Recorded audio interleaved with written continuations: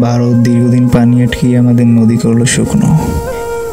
এতে করে পানির অভাবে দেশের গাছ, মৎস্য, কৃষি মারাত্মক ক্ষতিগ্রস্ত হলো। এতে আবার জলবায়ুর পরিবর্তন হয়ে আমাদের দেশে লাস্ট কয়েক বছর গরমের তীব্রতাও বেড়ে যায়। নদী শুকনো হওয়ায় নদীর তীরে মানুষের বসতি যেমন বেড়েছে, তেমনি খামার ও ব্যবসা প্রতিষ্ঠানও বেড়েছে। হুটহাট পানি ছেড়েই কৃত্রিম বন্যা সৃষ্টি করে আমাদের লাখ লাখ মানুষের জীবন ও কোটি কোটি টাকার সম্পদ নষ্ট করা, এটা স্পষ্ট মানবাধিকার লঙ্ঘন। এটা ভারতের করা বাংলাদেশের উপর একটি অত্যাচার। ভারতের এটা করা ঠিক হয়নি মোটেও। এই অত্যাচারের সঠিক জবাব একদিন ভারতকে দিতেই হবে।